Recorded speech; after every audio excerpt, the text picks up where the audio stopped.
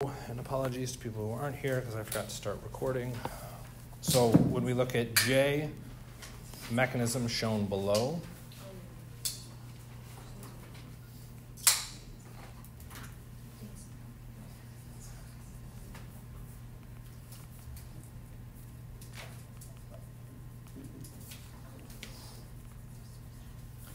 Small bit of potentially good news. It is rare for anybody to ask mechanism questions unless you teach in a mechanism format. I'm the only one, well, not the only one, but I'm one of the few that tends to push mechanisms very, very heavily. Okay, so this kind of question is something you would largely only expect on my exams, not something on an ACS. Okay, so there's a small glimmer of hope. Okay, when we're looking at a mechanism, we're trying to predict what happened. Okay. Theoretically, from the arrow shown, you could predict what happened and say what mechanism it was. If you struggle with that, that's okay. Draw the product.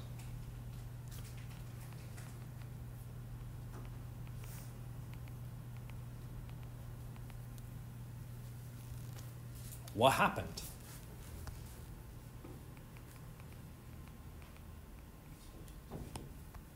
Substitution. Is substitution a mechanism? Nope, substitution is a reaction. Now that we have identified the reaction, hopefully we have the context to then be able to think through the mechanisms that would allow substitution reactions to happen. At this point in the game, there's only 2, but there's officially 3 or 4 by the end of the semester. What kind of mechanism? SN2. Why SN2?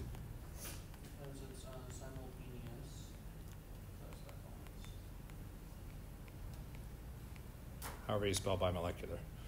Okay? A simultaneous reaction, all of my arrows are happening at once, which should be a tip-off that we're doing SN2. Okay? That works. Okay? Other approaches behind it, if we've remembered what our SN2 referenced, it's S for substitution, it's N for nucleophile. The thing causing the substitution was negatively charged. What kind of things are negatively charged? Nucleophiles. Cool. How many things are involved in my reaction? 2 bimolecular. Okay? The name holds all of that content, but you have to hold that information and put it together. It may be just as easy to say, oh, it happens all at once, I'll call it SN2. That's fine. Okay, so we're looking at an SN2 mechanism. We then get 2 questions. Why is this mechanism good? This caused a lot of people to kind of struggle and trip a little bit, but you should understand why this mechanism is good.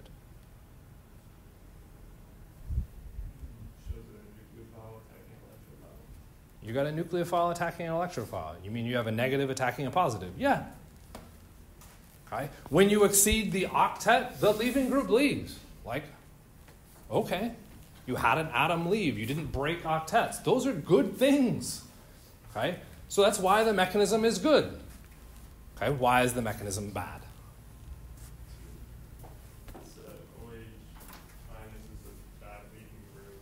Okay, so we could jump on the OH minus being a bad leaving group. That one becomes a bit challenging. Why does that one become a bit challenging? We've had OH minus as a leaving group this semester in this past content. It has happened. Okay, OH minus as a bad leaving group is something that's addressed typically in OChem 1, but it's put in this weird context. Everybody goes, oh, it's just a bad leaving group. It's not just a bad leaving group. And the reactions that you run in OChem 1, it's a bad leaving group because it's leaving into an environment, okay, that is acidic or neutral. The leaving group isn't as stable in that scenario, which is why hydroxide is a bad leaving group in that scenario. Okay? Why is it an okay leaving group? The negative charge on our alkoxide ion implies that it's a basic environment. It's all relative. Negative oxygen to negative oxygen. Which one's more stable? Charge, they're both negative. Size, they're both oxygens. Electronegativity, they're both oxygens. Are there resonance? I don't have an R to specify that resonance, so I would assume yes. I don't have an induction to specify a differentiation, so I would assume yes. Okay? That leaves me in the scenario where both of those are equivalent Okay? At best, this would be in equilibrium. That doesn't invalidate the mechanism per se. Okay? So here's the memorization kind of cheat out of this. What functional group did I end with? An acetal. And if we really remembered from the acetal videos, it said there were two ways that you could potentially run these, either acidic conditions or basic conditions. The acidic conditions get you the acetal. The basic conditions do not. The basic conditions stop at the hemiacetal. They can't continue forward. Why? Why is this a bad mechanism? Because it's automerizes. What do you mean? You just said it had to... I don't know what you want. I said under acidic conditions, we're fine to get to the acetal. Basic conditions, we don't. Why not? That we're not in acidic. You just said we're in basic conditions. We are in basic. So why does it not work? Would that oxygen be deprotonated, so it's like even worse of a leaving group? So there's a possibility. We have an acidic hydrogen. Wouldn't it deprotonate? That's a possibility. Now when we're talking about leaving groupability, we're not talking about hydroxide. We're talking about O-2. Yes, that's a horrible leaving group there. I cannot think of a scenario that would allow O-2 to act as a leaving group. All of that, I would argue, is still not getting to the point. The very first question asked what?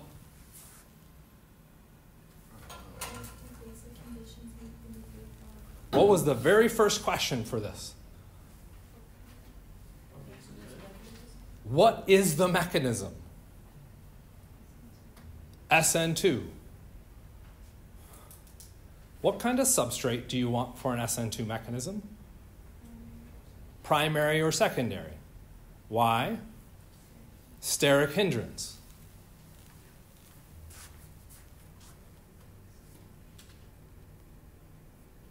There are very few things that are less sterically hindered than the hemiacetal. Okay? We talk about primary and secondary, it's just the number of carbons. It's not just the number of carbons, because remember, when we talk about that, I say you shouldn't be thinking about it as the number of carbons. It's the non-hydrogens, because that's really the difference. That is a massively sterically hindered site for the oxygen to come in and do a simultaneous backside attack. It doesn't fly. Why does it work under acidic conditions? It protonates the OH, which does technically fix the leaving group option. But because the leaving group is now good, what does it do? It leaves on its own, forming a tertiary carbocation that is resonance stabilized. Therefore, that mechanism continues forward. Okay? Which is the exact presentation for the acetals.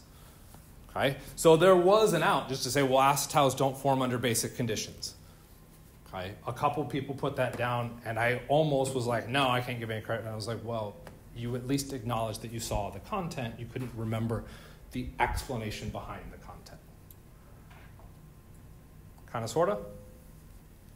Emily, was that yours? Mm-hmm. Did we address it all? Mm-hmm. Okay. I'm more than happy to go through this in full gory detail with anybody. I'll even do office hours. I'll do online. You want to just send me an email? I don't know how to do this question. You want me to make video recordings of what I would put through on it? I can try and do any and all of those. Okay. Some of that does come down to time, but I'll do my best. Exam 2 itself, I'm not just going to pass back because I want to have that conversation. Why are we getting questions wrong? Let's look at the questions together. Okay? And so I'm controlling that to make that conversation happen. Which is a good question for office hours because I'll point out there's some pseudo-hidden ones at Williams campus. Officially Tuesdays and Thursdays, it's 9 to 10:20. I've got class at 10:30. Say that again? Are you going to be in the tutoring center? And I set up in the tutoring center at Williams. Tuesdays, officially lab ends at like 4:10, and I have to leave to get kids a little bit before 5. I think I've managed to do it at 5, but it's a bit of a stretch. If lab gets done early, or even at 4:10, I got nowhere else to go. I just go sit in the tutoring center. Okay, so you can come ask questions during that time span. On Thursdays, I don't have lab at Williams, so I go immediately to the tutoring center after lecture, which I think ends at 1:15.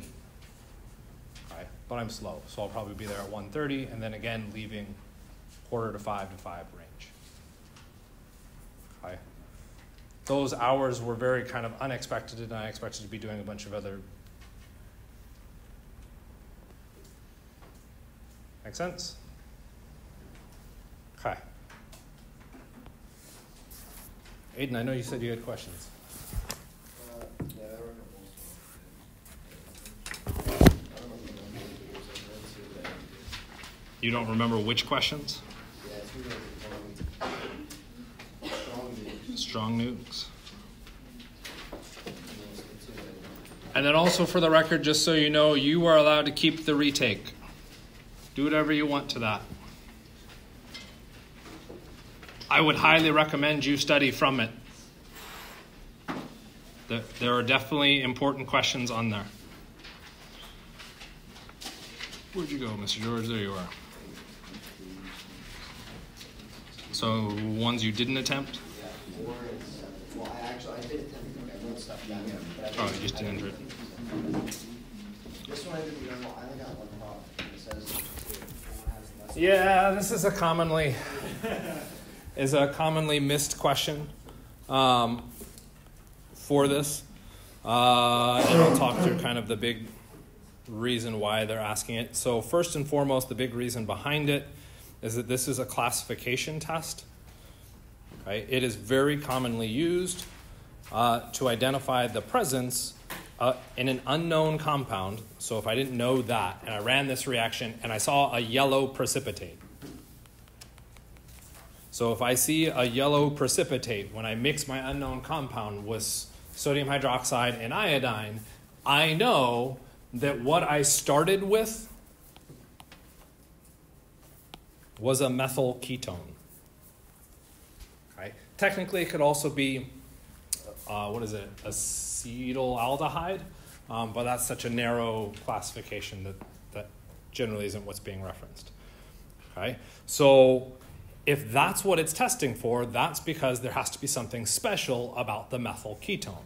What is special about the methyl ketone? So this is where, even on the practice exam, or not practice, the retake, the very last question says, here's a structure, what do you see? Okay? Which is how we've worked through all of our reactions, but typically how we worked through them was also including the reagents. So what's the reactive thing we see there? That could help us to identify which part of the reactivity, but let's try it the other way. Let's just look at our methyl ketone. What chemistry do you see within that species? Okay. The carbon is electrophilic. Why is that carbon electrophilic? Because if I immediately said there's a resonance structure, those electrons could shuttle up to the oxygen, making the oxygen negatively charged. That would leave the carbon positive. And since I know electrophiles are electron acceptors, I've got a positive charge. That looks like a good electrophilic site. Okay? Why not do the resonance on the aromatic ring? Why did you jump to referencing the carbon of the carbonyl and not the carbons of the ring? There's no chemistry there. Okay? No chemistry there. Of course, that's going to get followed with why? What was the mumble? Pi bonds are conjugated. The carbonyl is technically still conjugated with the ring, so I don't quite accept that answer. The ring's resonance stabilized? There is still resonance out with the carbonyl. I can still shuttle those electrons out. There's no polar bond. There's the signifier. It's not looking at why the ring is bad, it's looking at why the carbonyl is good. The carbonyl is good because we have an electronegative oxygen connected to it. That causes a polarization in that bond. That's a polar covalent bond. That's where my focus should start, not on the ring, because the ring has now all these other things. One of those things is a yet to be talked about content, okay? Which is why looking at that is a dangerous thing for you to do. That's why we've been talking about looking for those polar covalent bonds, Right? The answers you provided, resonance and all that, are technically correct, but we're missing some pieces to fully understand that. So cool. We've got the electrophilic carbon of the carbonyl. What else? Okay. That oxygen has a negative charge. Because it has a negative charge, that could act as a base. That could accept hydrogens from an acid. So the oxygen is basic.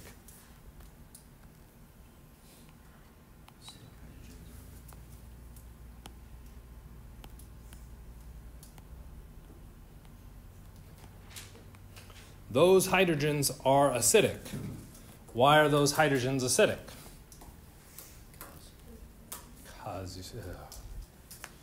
Okay. How do we know anything is acidic? What should we be doing? Drawing out the conjugate base. And if we draw out the conjugate base where I've removed those electrons, we now have a negative charge. We have a negative carbon. Negative carbons aren't stable. That would suggest I don't have a strong acid, except there's resonance stabilization. That resonance stabilization is what stabilizes the conjugate base, which means it's acidic. Okay. Next thing I kind of want to layer into this, just based off how I've seen people kind of interpret this question. If I were to circle the atom that exemplifies the electrophile, what am I circling?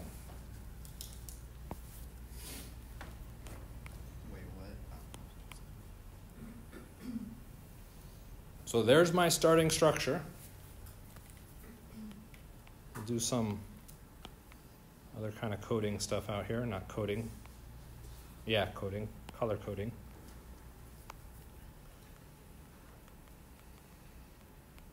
Okay, so we'll maintain all of these things. Hydrogen, said was acidic. Oxygen, we said was basic. Circle the atom that is the electrophile.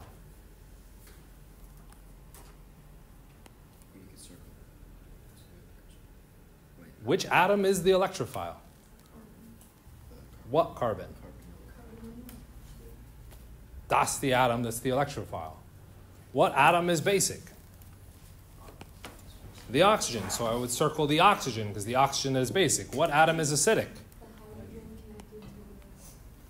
The hydrogen. Because it's a proton donor. That's what makes it acidic. We've now identified the atoms that exemplify those characteristics. Make sense? Okay. Step 1. We're going to add sodium hydroxide and iodine. Which one of those two things do you think is most relevant to look at? Reference for the iodine. Okay, here's my iodine. What do you see when you look at the iodine? Positive and negative. Where do you see a positive and a negative? Well, the bond is usually polarizable, so when it's brought next to an electrophile. Why is a bond polarizable? Because the atoms.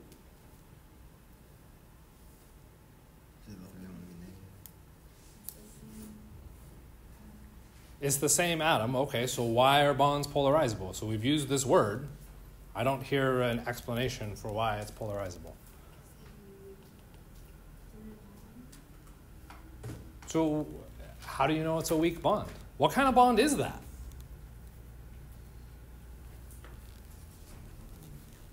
What's the bond between iodine and iodine? Covalent. It's a covalent bond. And is that a weak bond?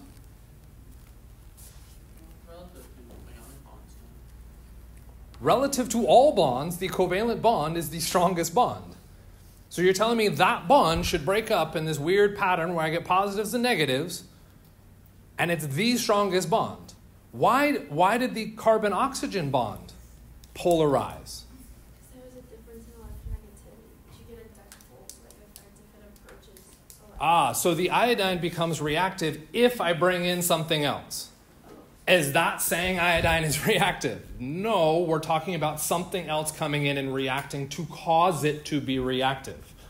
Until you've identified what that thing is, iodine is nothing.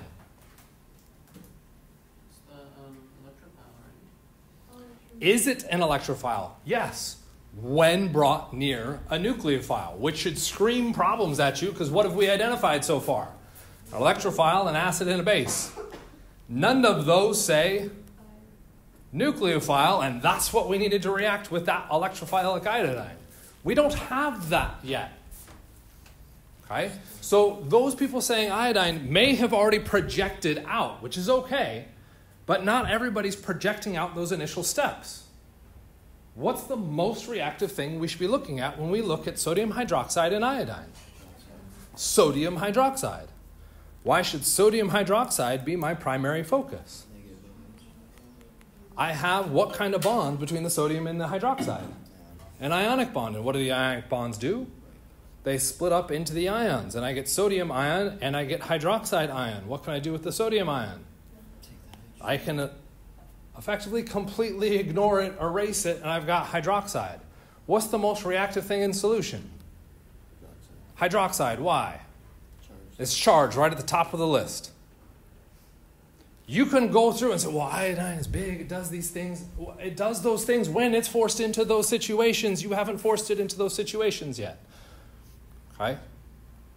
And again, people may be pushing to that because they understand it. You have to address the basics first so that you can work your way to that level.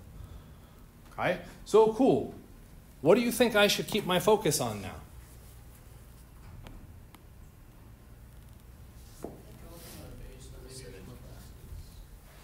Hydroxide, since it's negative, could act as a base or a nucleophile. That's problematic, particularly because I've got an acidic atom and an electrophilic atom. Both of those could potentially react with the hydroxide. How do I know what it should do?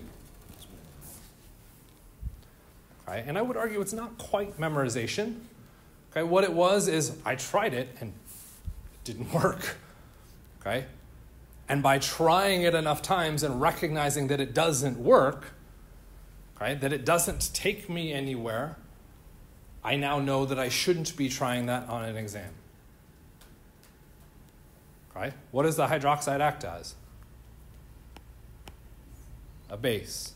Since it's a base, what does it do?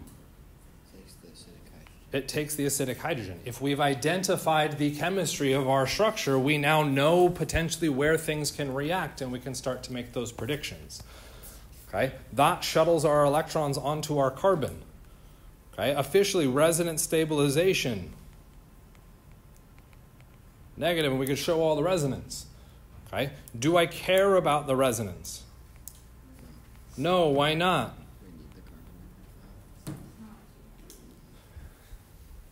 The resonance gives me my best structure with the negative on the oxygen. Negative on the carbon gives me the useful structure because that shows me the chemistry. Carbon doesn't want to be negative, oxygen's okay with it, so carbon's the one that's reactive. Since it is negative, what could it now act as? A nucleophile or a base. I don't have anything acidic, so maybe we should try and find an electrophile. Oh, wait, did we have an iodine that was potentially polarizable as long as I brought it near something that was negatively charged? Yes, there's the connection.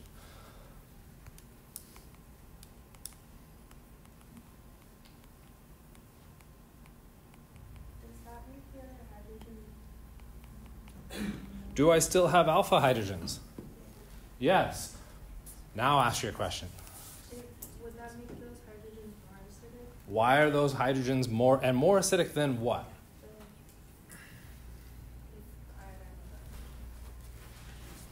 More acidic than our starting structure, than our starting carbonyl. We've got an acidic hydrogen identified. We now have still those same alpha hydrogens. Are those more acidic or less acidic than where we started?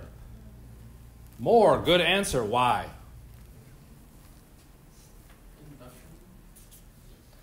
We'd look at our conjugate bases and we could say charge, size, electronegativity, resonance are all the same, except there's now an induction because that iodine can withdraw electrons, considering its electronegativity and all that fun jazz, making the conjugate base for the iodinated structure more acidic.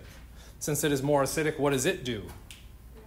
It reacts faster than our starting structure, so it reacts with the base, making another nucleophile, which means I put on another iodine, which then means it's even more acidic. So then it reacts with another base, and it reacts with another iodine, and we get to the structure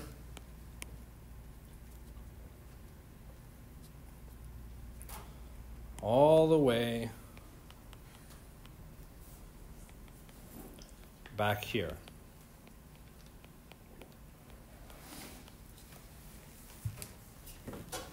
Right? We've reacted all of our acidic hydrogens. We don't have that anymore. And this becomes one of those obnoxious things. It just says one NaOH here, but we've used at least 3 equivalents because we had to deprotonate. And we're about to use another. That carbonyl carbon was still electrophilic, and arguably we just made it even more electrophilic because we have 3 iodines all withdrawing electrons from that carbon, making that carbonyl carbon that much more electrophilic. We now do our nucleophile addition, followed by our elimination as a secondary step. Okay? And we get, and here's the fun part, 2 products. First thing that we get is this carboxylic acid, and that's what everybody remembers out of it because we think about it as a way to convert across to form a carboxylic acid. That's not the synthetic point of this. The point of this reaction was a classification test. I want to see a yellow precipitate. Carboxylic acids are not a yellow precipitate. What was the other product? The iodine thing with the negative charge on it. That's a negatively charged oxygen. Does oxygen want to be negatively charged? No. So what does it end up doing? It deprotonates. And where we technically end step 1 is not with a carboxylic acid, but actually the conjugate base and this goofy looking structure here. Is that one of the answers? We follow up step 2 with the addition of our acid. The acid protonates, we get our carboxylic acid, and we get this. The question then asks for the 2 organic products. Define organic. No. Structures containing carbon and hydrogen. What does that thing in the red box contain? Do I have the answer? Yeah, it's cold. I knew that one. I would argue that's a pretty cold question. It's a stupid question. Okay? Because our focus is almost always on those larger organic structures. That's not always the case. Okay? Also, The Gabriel synthesis, think back to the Gabriel synthesis, because right? That's been covered. Yeah. Okay? The Gabriel synthesis had this big old nasty gnarly structure, and all we do is use a nitrogen off of it. Like, it's got a ton of waste associated with it, and all it does is put a little nitrogen on it. Just do a little nitrogen substitution. Yay! Okay? Why do we do all that? Because nitrogen sucks as a general nucleophile, or not sucks, it's just wicked active as a nucleophile, and we can't control it. Gabriel synthesis allows me to control it. That's pretty awesome. Okay? So you have to kind of shift focus and recognize all of the products that come out. They aren't always necessarily the things that you want them to be. Yes, sir? What's it called? Can we determine if something is a methyl ketone using spectroscopy, or? Not easily using spectroscopy, because spectroscopy isn't going to show the connectivity. What spectroscopy will tell you is that you have carbon-hydrogen bonds that are sp3 hybridized, and you have a carbonyl. Does that mean they're right next to each other? Probably not. Okay? For people potentially watching the video outside the class, you go, oh, but you could reference it to a large data bank of structures. Yes, you can do that. That's not this class. That's what would be done in industry. And theoretically, we are not training you to do that job because that's something a computer can do very quickly and easily. That's called click advance. Okay? And I would rather train you to be able to be critical thinkers in approaching it than can you punch buttons on a computer.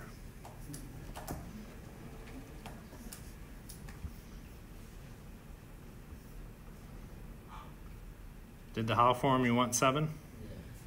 Well, apparently I had that one too.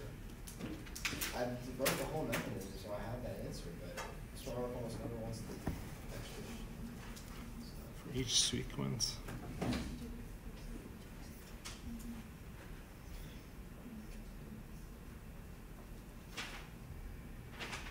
Oh, okay. What's that?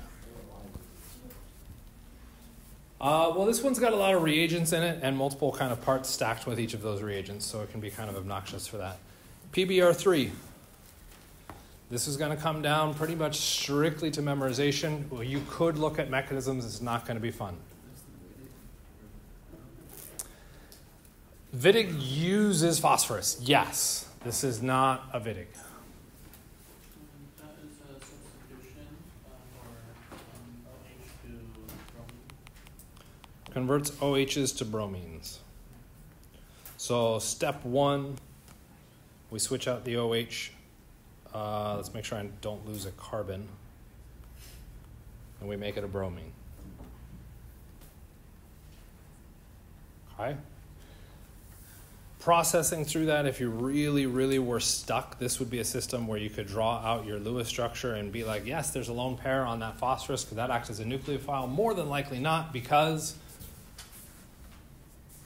3 very electronegative bromines withdrawing electron density from that phosphorus, making it not very likely to share those electrons. Instead, what that's susceptible to is nucleophilic attack, and that nucleophile is your OH. That goes through your sequence of reactions where you eventually swap out or eject phosphorus oxide as a leaving group, and the bromine comes in and replaces. Cool. Then what happens?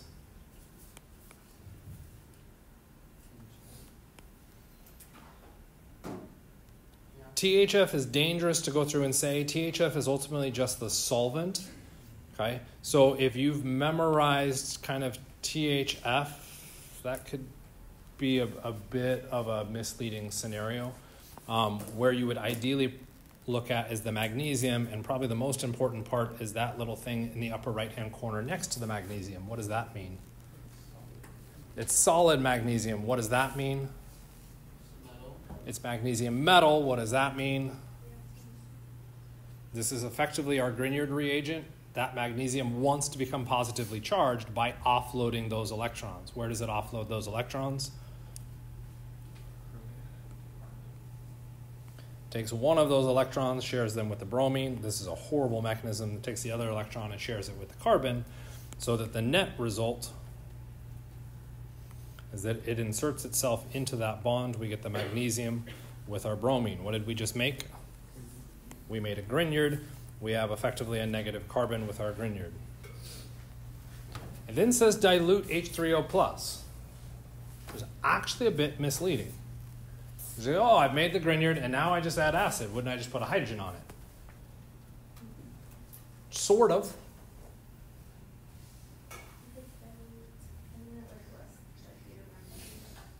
What's that? It's like saying it's dilute. I mean, it has electrophile structure. There's the right answer. Okay? That Grignard being negatively charged is nucleophilic. Okay? If it's nucleophilic or basic for that matter, okay, seeing that H3O plus might be like, well, why would we just do that? Like, that just seems like we're undoing all the chemistry. Theoretically, we could do that, but that's not the nicest way. That's a pretty toxic pathway to move through to do that. Okay? What we could recognize is that we do have the electrophilic site in the carbonyl, and what we now need to do is take our electrons and swing them up and share. Okay? Why should we share that way and not, say, with a second molecule?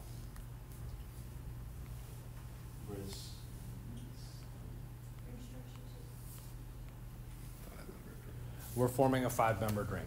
The 5-membered ring is partially stable or mostly stable, so it's good. If we deleted one of those carbons and we formed a 4-membered ring, that would probably be a scenario where we want to bring in a second molecule and start forming kind of a polymer chain. So we go through, we form the 5-membered ring. 5-membered ring, O negative, OCH3. What happens now? We could bring in the H3O plus. That would go through and put on the hydrogen. Okay, I'm going to balk at that a little bit, but is this now our answer? No. What functional group have I drawn? A hemiacetal, and what do our hemiacetals do?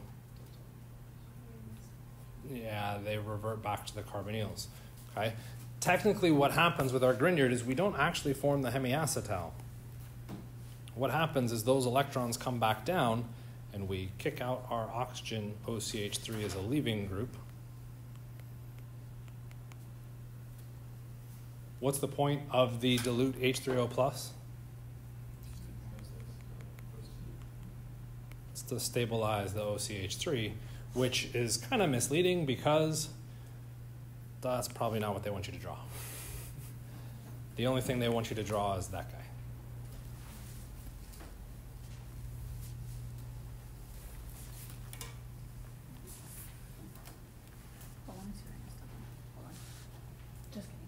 I was like, I thought, I mean, it's possible. I don't know what I missed. So you said that the hemiacetal doesn't function working, it just goes back to...